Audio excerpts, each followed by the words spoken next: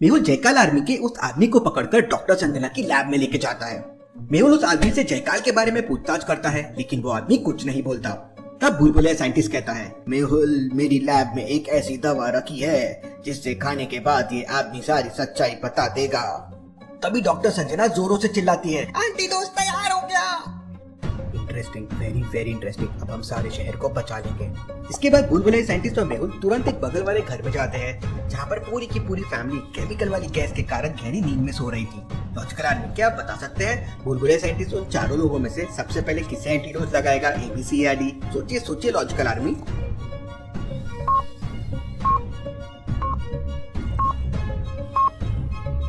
भूलभुलैया scientist सबसे पहले उस बूढ़े आदमी को एंटीडोज लगाएगा, क्योंकि बाकी लोग काफी जवान हैं और तंदुरुस्त भी है, इसलिए केमिकल वाली गैस का साइड इफेक्ट उन पे कम होगा। बूढ़े लोगों की स्टेमिना कम होती है, इसलिए जयकाल की केमिकल वाली गैस बूढ़े लोगों पर जल्दी असर कर सकती है। इसलिए आपने भी देखा होगा कि कोविड वैक्सीन सबसे पहले बूढ़े लोगों को लगाई गई थी। भूलभुलैया साइंटिस्ट उस बूढ़े आदमी को एंटीडोज लगा देता है और 5 मिनट बाद उस बूढ़े आदमी को होश आ जाता है। मुझे क्या हो गया था? मेरे बच्चे दिन के समय में सो क्यों रहे हैं? इन्हें तो ऑफिस में होना चाहिए। अंकल, आप सब लोग बेहोश हो गए थे, लेकिन आप चिंता मत कीजिए, बहुत जल्दी हम सारे परिवार को ठीक कर देंगे। इसके बाद मेहुल और भूलभुलैया साइंटिस्ट डॉक्टर संजना की लैब में वापस आ जाते हैं। लैब का दरवाजा एक लॉजिकल पासवर्ड से लॉक था। लॉजिकल आर्मी क्या बता सकते हैं क्वेश्चन मार्क की जगह क्या आएगा जिससे वो दरवाजा ओपन कर सके? सोचिए सोचिए लॉजिकल आर्मी।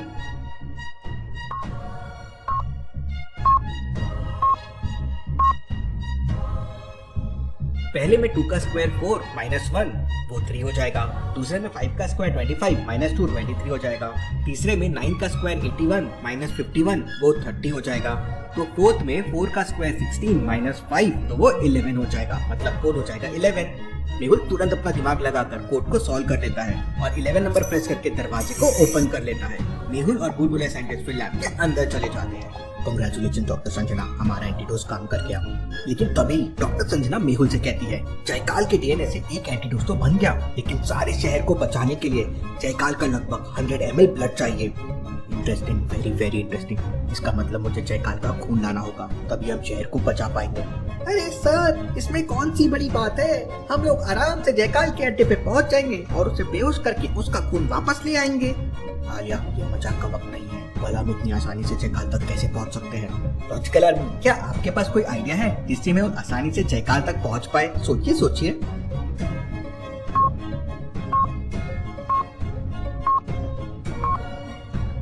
कुछ देर पहले भूलभुलैया साइंटिस्ट ने बताया था कि उसके पास एक ऐसी दवा है जिसे खाकर जयकाल आर्मी का आदमी सच्चाई बता देगा। मेहुल उसी आदमी से सच्चाई पता करके जयकाल आर्मी की ड्रेस पहनकर जयकाल के अड्डे पे जा सकता है।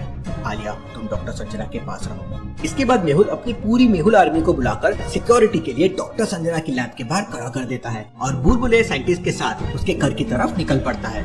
मेहुल अपनी कार बहुत तेज चला रहा था, क्योंकि उन लोगों को जल्दी से जल्दी साइंटिस्ट की लैब तक पहुंचना था। भूलभुलैया साइंटिस्ट ने उसके घर तक पहुंचने के लिए एक भूलभुलैया बना रखी थी। तो क्या आप बता सकते हैं ABC में से कौन सा रास्ता साइंटिस्ट के घर तक जाता है? सोचिए सोचिए लॉजिकल आर्मी, और मुझे आपका आंसर कमेंट करके बताएं।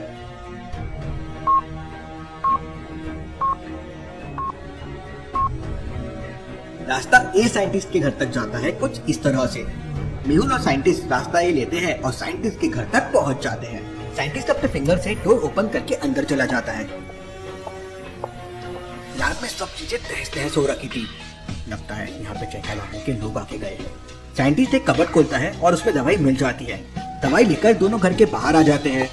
साइंटिस्ट और मेहुल दोनों कार में बैठ जाते हैं, लेकिन तभी मेहुल समझ जाता है कि वहाँ पे कोई और भी मौजूद है। लॉजिकल आर्मी, क्या आप बता सकते हैं मेहुल को ऐसा क्यों लगा कि वहाँ पे कोई मौजूद है? सोचिए सोचिए।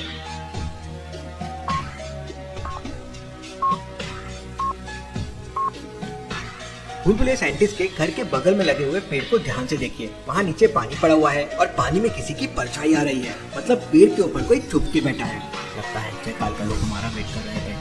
हो सकता है यहाँ ही नहीं, बल्कि बहुत सारे लोग हो। मेहुल आसपास के सीन को ध्यान से देखता है और समझ जाता है कि यहाँ पे और भी लोग हैं। कैसे लॉजिकल आर्मी? मेहुल को आसपास के सीन को देख के ऐसा क्यों लगा? सोचिए सोचिए।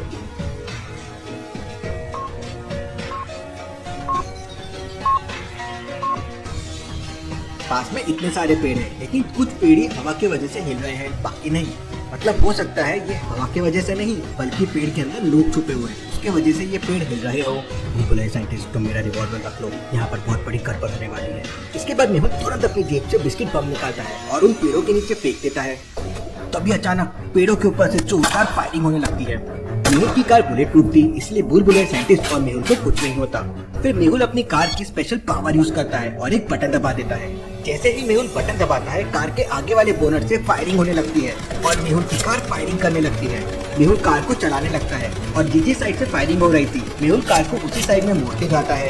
एक एक करके पेड़ के सारे लोग नीचे गिरने लगते हैं और बाकी जान बचाने के लिए जंप करते हैं तो बिस्किट बम पे गिर जाते हैं और ब्लास्ट हो जाते हैं। थोड़ी देर में पेड़ों से फायरिंग बंद हो जाती है। मेहुल कार से बाहर निकलता है।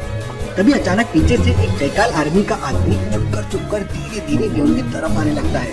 उसके हाथ में एक रिवॉल्वर थी, लेकिन साइंटिस्ट से देख लेता है और उस पर गोली चला देता है।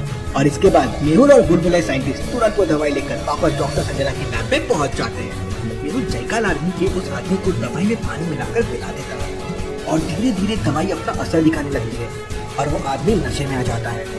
मेहुल, दवाई काम कर चुकी है, अब तुम इससे सवाल पूछो। बताओ इस वक्त जयकाल कहाँ से अपना प्लान ऑपरेट कर रहा है। तब वो आदमी बताता है कि शहर के पास जंगल में जयकाल ने एक लैब बना रखी है और वहीं से बैठकर सारे शहर को मारने का प्लान बना रहा है। जयकाल आर्मी का वो आदमी एक एक करके जयकाल की सारी इन्फॉर्मेशन को दे देता है। मेहुल तुरंत उस आदमी के कपड़े उतार कर पहन लेता है। मैं जयकाल के अड्डे पे जा रहा हूँ और उसका ब्लड लेकर ही वापस आऊंगा। मैं भी आपके साथ चलूंगी सर। नहीं, वहाँ बहुत खतरा है, तुम यहीं पर रुको और सारे लोगों की रक्षा करो।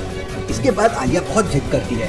फाइनली डॉक्टर संजना के कहने पर मेहुल उसे अपने साथ ले जाने के लिए तैयार हो जाता है। जाते जाते मेहुल अपनी आर्मी से कहता है, डॉक्टर संजना और साइंटिस्ट की सिक्योरिटी की जिम्मेदारी अब तुम्हारे हाथों में है। तो क्या मेहुल जयकाल की लैब में पहुंचकर उसका खून ले पाएगा? क्या बुलबुले साइंटिस्ट और डॉक्टर संजना जयकाल के खून से एंटीडोट बनाकर सारे शहर को बचा लेंगे और क्या जयकाल से बच पाएंगे? इसके आगे की कहानी हम देखेंगे अगले एपिसोड में, जो आखिरी एपिसोड होगा। Thank you.